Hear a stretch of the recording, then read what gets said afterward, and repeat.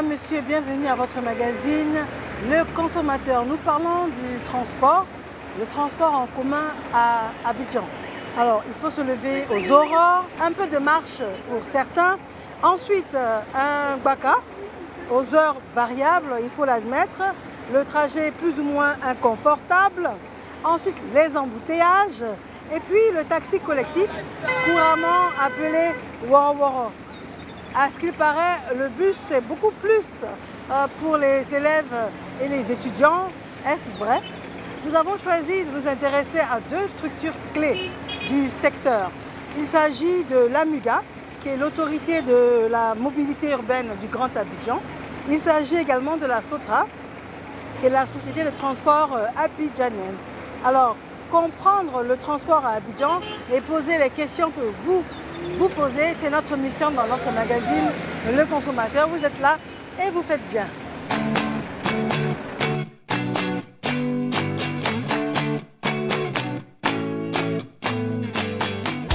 Nous venons d'arriver à l'AMUGA, qui est l'autorité pour la mobilité urbaine pour le Grand Abidjan. Nous avons rendez-vous avec le directeur général de l'AMUGA. On y est, on y va.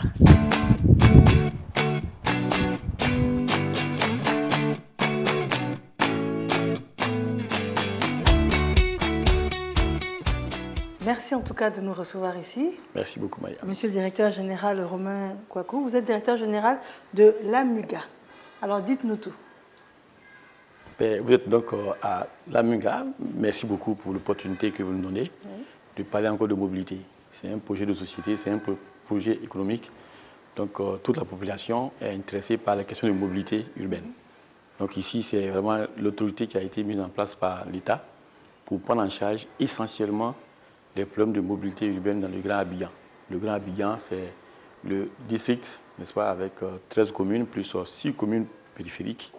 Parce qu'aujourd'hui, il y a nos populations qui habitent, n'est-ce pas, dans ces zones-là, qui ont des intérêts sur Abidjan, Intramuros. Donc on prend en compte, n'est-ce pas, les 19 communes, et nous devons adresser les questions de mobilité pour que la population puisse se déplacer de façon sécurisante, à moins de coûts. D'accord. Mobilité, ça veut dire transport. Voilà. Donc ça veut dire, quand on parle de Woro, c'est vous qui gérez.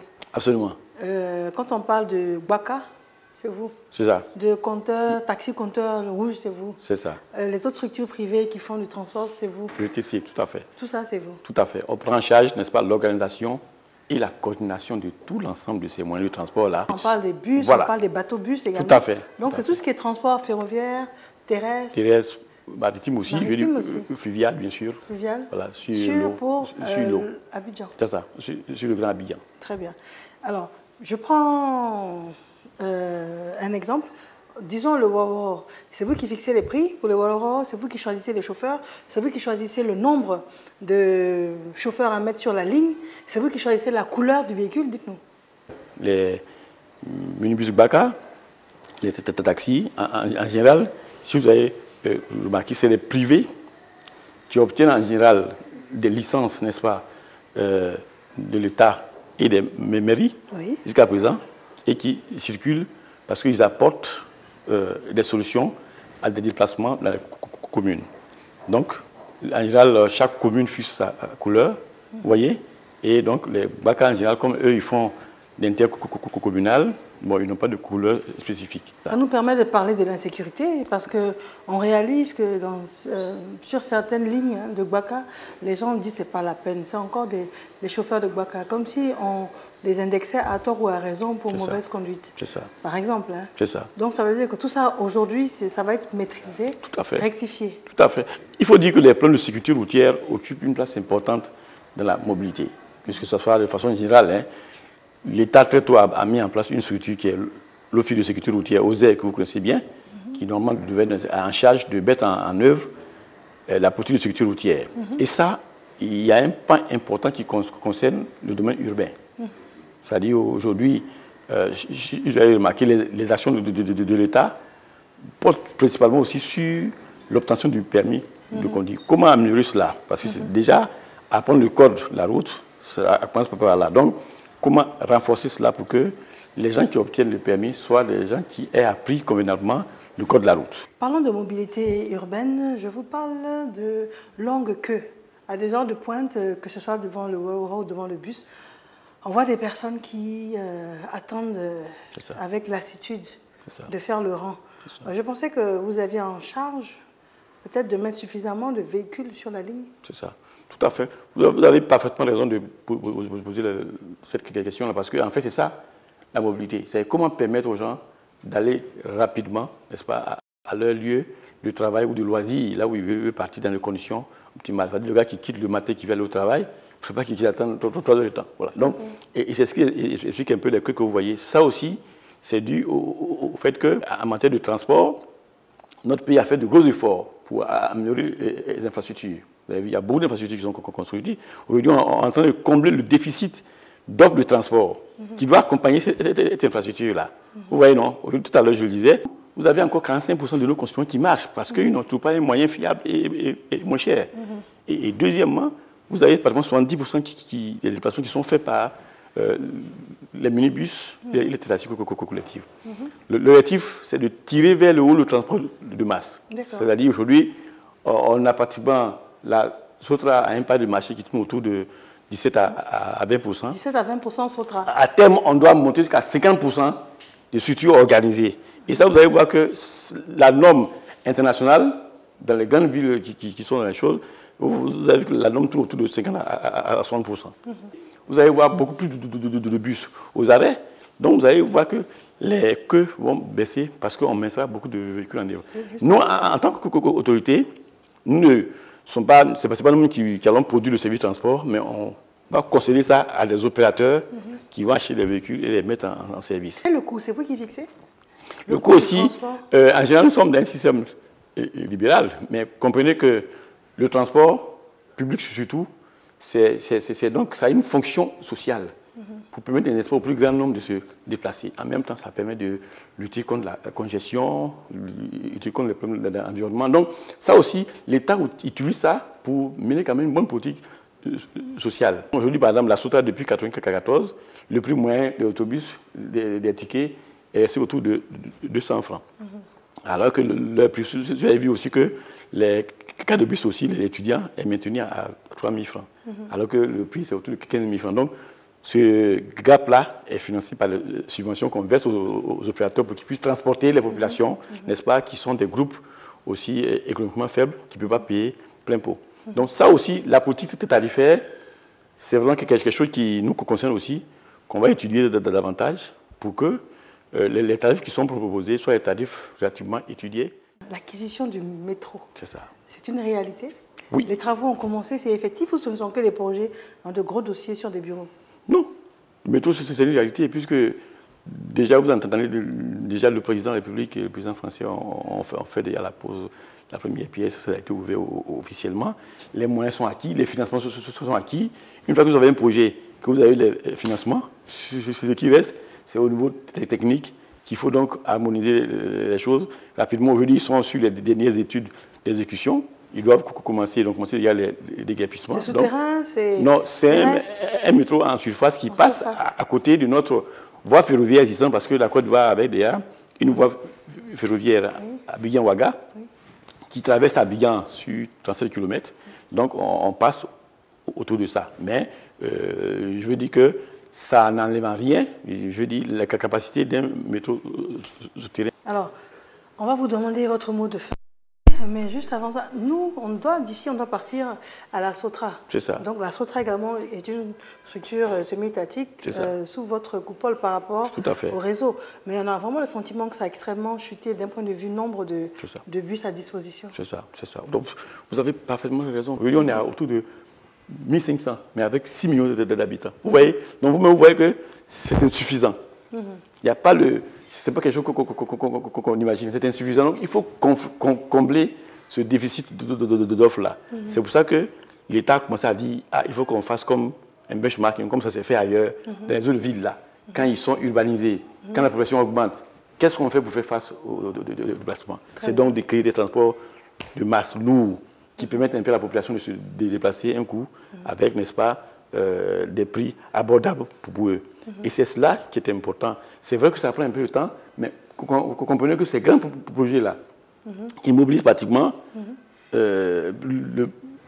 métro, par exemple, c'est autour de 800 à 900 milliards de francs CFA. Ça nous a mobilisé. C'est pour quelle année le métro? Beaucoup d'investissements. On nous a dit que, théoriquement, la première section devait être opérationnelle d'ici 2023 et 2024. L'avenir est en rose. Je dis que la situation va s'améliorer, mais il faut que, ce qu'on peut dire un peu aux citoyens, dans un premier temps, il faut qu'on observe les règles du civisme dans la circulation. Et ça, nous allons vraiment, avec les forces de l'ordre, être intraitables pour que, en attendant, nous sommes en train de chercher à construire des pôles de change pour les véhicules qui circulent, pour ne pas que les véhicules garent dans les rues, dans les carrefours, mais au moins qu'ils aient des zones où ils vont se stationner. On va les obliger à stationner là-bas pour libérer la voie et qu'on puisse fluidifier un peu la circulation en attendant que l'offre de transport puisse être massifiée. Je demande aux gens d'être un peu patients parce que, effectivement, c'est normal qu'aujourd'hui on demande plus. Mais comprenez que l'État fait de gros efforts. Déjà, en termes de route, vous avez vu, ça évolue très très bien. Hein, en termes de services de transport aussi, c'est en train de suivre. On va améliorer les conditions de circulation, surtout pour que la circulation puisse être un peu fluide. Et après ça, vous allez voir que les habitants vont dire, ah non, bon, on croyait qu'on ne pouvait rien faire, mais on peut faire. C'est possible. Donc nous comptons vraiment sur tout le monde. On va signaler tous ceux qui vont commettre des infractions, on va les suivre. Et puis ensemble, on pourra, n'est-ce pas, avoir une mobilité durable pour tous. Très bien. Donc, en tout cas, on retient qu'il y a beaucoup de bonnes idées, beaucoup de bonnes volontés et beaucoup d'initiatives entreprises. C'est ça. On réalise, on souhaite que ce soit dans les plus brefs délais également. Absolument, absolument. Et en tout cas, on vous remercie infiniment de nous avoir reçus. Vous êtes le directeur général de l'AMUGA, qui est l'autorité pour la mobilité urbaine pour le Grand Abidjan. C'est ça. Et vous êtes le DG Home Kwaku. Merci beaucoup. Merci infiniment. Merci aussi à la RTI. Et nous, d'ici, on va à la Sotra. Merci Je beaucoup. vous remercie infiniment. Merci à beaucoup. vous.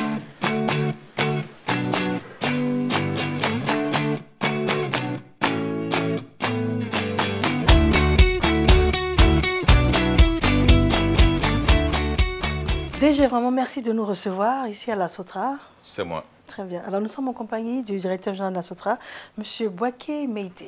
Nous avons beaucoup de questions à lui poser et bien évidemment les questions que monsieur et madame tout le monde se posent.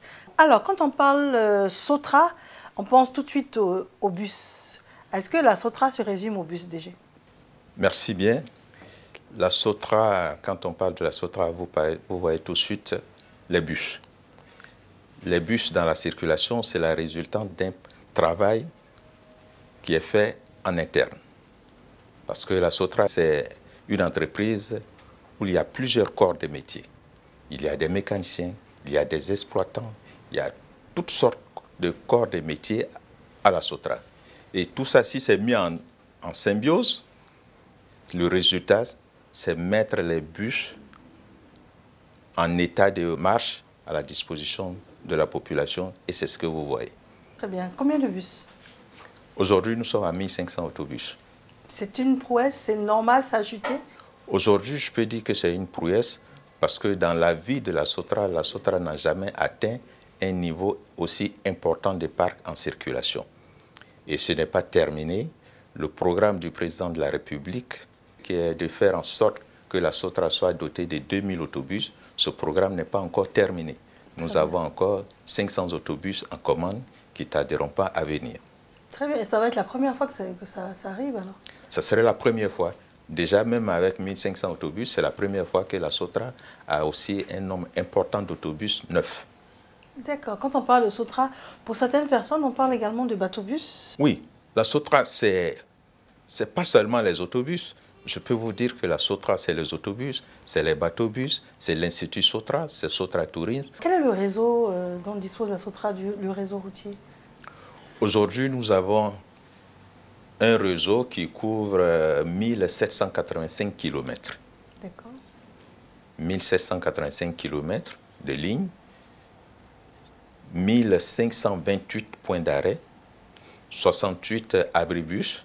Certaines personnes qui travaillent disent « Oh, la Sotra, ça, il faut vraiment se lever tôt. Hein. C'est toujours bourré et c'est essentiellement les élèves et les étudiants. » Est-ce que c'est votre cible première, les élèves et les étudiants? Aujourd'hui, nous sommes à un niveau de 1500 autobus. Cette assertion n'est pas vraie aujourd'hui. Aujourd'hui, tout le monde prend les bus et dire que la Sotra, ce n'est pas seulement pour les étudiants et pour les élèves, c'est pour toute la population active à Abidjan. Très bien. Alors, 1500 autobus aujourd'hui, et c'est une prouesse, c'est récent cette acquisition? C'est un programme d'acquisition que nous avons mis en place conformément au programme, à la vision du président de la République, d'améliorer la mobilité de la population abidjanaise pour que l'économie se porte bien. Donc c'est depuis 2017 que nous avons commencé l'acquisition des autobus. Il nous revient que vous ne desservez pas les quartiers. La Sotra, c'est en périphérie. Hein. Nous, là, on marche, on quitte au fond là-bas pour venir, pour pouvoir rejoindre la Sotra. Donc, on est obligé de prendre d'autres moyens de transport.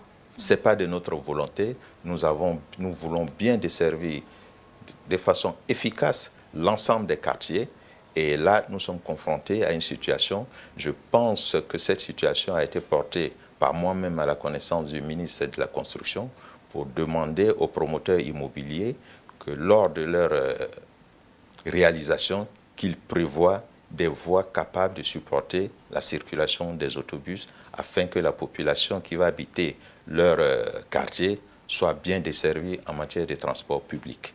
Très bien. Aujourd'hui, si on devait évaluer, vous couvrez donc, en pourcentage sur Abidjan, qu'est-ce que vous couvrez? Nous couvrons aujourd'hui l'ensemble des 13 communes d'Abidjan. L'ensemble des 13 communes d'Abidjan. Ce n'était pas le cas, on était à 10, maintenant on a 13 communes. Mais nous les desservons sur les voies capables de supporter les autobus. Nous ne desservons pas les nouveaux quartiers où il n'y a pas de voies structurantes capables de supporter les autobus. Est-ce que ça coûte cher de prendre le bus? Je peux vous dire qu'à Abidjan, le bus est le moyen de déplacement pour la population le moins cher. Le tarif aujourd'hui, le tarif de base à la Sotra est de 200 francs. 200 francs, tarif que l'État a accepté de maintenir depuis 1994. Si vous indexez ce tarif de 1994 au taux d'inflation depuis 1994 jusqu'à maintenant, vous verrez que le tarif ne serait pas à ce niveau. Mais l'État, pour le bien de la population, pour aider la population, pour lutter contre la pauvreté, pour être solidaire de la population, l'État a décidé pour le moment de maintenir ce tarif à 200 francs. D'accord. Pour que le budget transport des ménages ne se trouve pas impacté par une augmentation du prix du transport à Abidjan. Alors, j'ai marché pour venir sur une voie secondaire. J'ai pris le Wororo, il a fini ma monnaie. J'arrive au lieu pour prendre mon bus qui est à l'heure. Et il se trouve que j'ai plus de monnaie, j'ai 5000 francs. Est-ce qu'on peut me faire la monnaie dans le bus? Ben, on peut vous faire la monnaie dans le bus, mais de plus en plus, nous conseillons aux clients de rentrer dans la modernité. Nous avons aujourd'hui, nous cherchons à digitaliser nos systèmes de paiement, d'abord pour sécuriser nos recettes, pour faciliter la tâche aux clients. Nous avons des cartes aujourd'hui à puce qui peuvent être téléchargées par tous les opérateurs qui constituent un porte-monnaie. Et avec ça, vous pouvez monter dans les autobus et faire valider ces cartes-là par un dispositif sans contact à l'intérieur des bus qui va incrémenter votre carte. Et donc, la carte, je l'achète où? Vous achetez à la Sotra, à la gare, il y a des points de vente un peu partout dans nos installations. Et vous les achetez, vous téléchargez chez vous. Comment on fait pour payer Internet ou de la même manière? La même manière, comme vous rechargez, vous faites vos transferts à votre ami, vous pouvez télécharger la carte de vos enfants. C'est le lieu même de conseiller aux parents, les élèves qui ont leur carte. Au lieu de donner l'argent aux élèves pour aller payer eux-mêmes, ils peuvent rester à la maison, charger les cartes de leurs enfants pour ne pas que le prix dédié à leur transport soit détourné à autre chose. D'accord. J'ai envie de prendre le bus. Est-ce que c'est sécurisant de prendre le bus? C'est le moyen le plus sécurisé des transports publics aujourd'hui à Abidjan. D'abord, pour plusieurs raisons. Nos conducteurs sont des professionnels aguerris qui ont suivi une formation rigoureuse. En dehors de leur permis qu'ils ont eu à l'auto-école, Ils rentrent dans notre institut de formation. Ils font une formation de 6 mois. Cette formation passe par un circuit qui les confronte à toutes les difficultés de circulation dans la ville d'Abidjan. Votre patrimoine est de combien de bateaux-bus? Et qu'est-ce que ça arrive à absorber comme trafic? Aujourd'hui, nous avons en moyenne 10 bateaux-bus qui circulent. Ce sont des bateaux-bus d'ancienne génération qui sont fabriqués dans nos ateliers ici. Nous avons subi beaucoup de dégâts. Après la crise post-électorale, vous allez dire que ça date. Mais il fallait d'abord commencer à investir. On ne peut pas tout faire en même temps. L'État nous a aidés à faire des grands investissements pour acquérir les autobus. Aujourd'hui, en interne, nous allons nous-mêmes nous organiser pour acquérir des bateaux-bus. Sur le budget de cette année, il est prévu une acquisition d'un certain nombre de bateaux-bus de nouvelle génération. Et aujourd'hui, ça marche beaucoup. Ça marche. Si ça marche, nous sommes capables aujourd'hui, à la date d'aujourd'hui, de transporter 30 000 passagers par bateau-bus aujourd'hui, par jour. Mais à quelle régularité je peux avoir le bus? Madame, aujourd'hui, l'ensemble de nos lignes urbaines, nous avons des fréquences qui partent de 5 à 15 minutes maximum. De 5 à 15 minutes. Les lignes à lourd potentiel sont à 5 minutes. Alors avec toutes ces bonnes nouvelles, il y en a d'autres. Quand on était à la MUGA, on nous a parlé du métro également, c'est cela? Il y a le projet métro, il y a le projet de BRT, c'est bus à haut niveau de service. C'est-à-dire, les Anglais disent Bus Rapid Transit. Très bien. Donc c'est quelque chose d'un standing supérieur. Donc, voilà. Non, d'un standing supérieur parce que c'est plus rapide, c'est en site propre. C'est en site propre. Quand il roule, il n'y a pas d'autres véhicules de la circulation qui peuvent entrer dans leur couloir pour circuler. Ah, ils auront leur propre couloir. Voilà, un peu comme le métro. Comme le métro. D'accord. Voilà, ce serait un couloir réservé, ils sont en site propre, personne ne rentre. Mais seulement, c'est sur la route. Donc tout ça ensemble, on aura à Abidjan, en faveur de la population abidjanaise, un système de transport multimodal. Route, fer, eau et BRT en couloir central. Merci infiniment et nous allons de ce pas au département Réseau Bus. Merci. Je vous souhaite une bonne visite. Merci bien, DG. Okay. C'est moi qui vous remercie. Merci bien.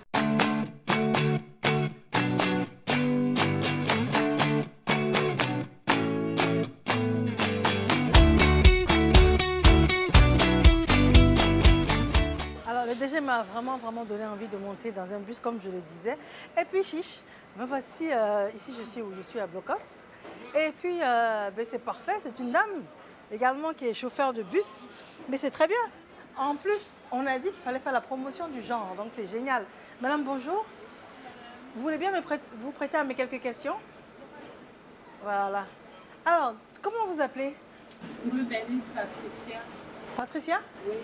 Donc, comment on dit? On dit chauffeur de bus, comment on dit? Machiniste. On dit machiniste. Oui. D'accord. Depuis combien de temps? 2 ans. 2 ans? Très bien. Pour les problèmes d'argent, de monnaie, comment ça se passe? Bon, quand il n'y a pas de monnaie, on ne garde pas la monnaie de client. D'accord. Voilà, quand il y a la monnaie, on sert le client. Mais quand il n'y a pas de monnaie, on ne peut pas servir le client. D'accord. Très bien.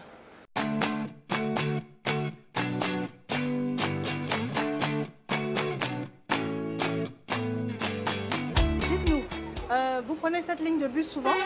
Oui, tous les fois que je viens pour le poste, oui. C'est le 90 que je prends pour aller à la maison. D'accord. Dites-moi, est-ce que le bus est toujours aussi beau et propre? Oui, en effet. Le bus c'est beau. Et on voit que les contrôleurs et les machinistes prennent bien soin des bus. Des bus? Oui. Et puis ils disent aux gens, ils donnent des consignes pour ne pas qu'on salisse les bus. D'accord. Vous pouvez constater. Oui, je suis impressionnée. Hein.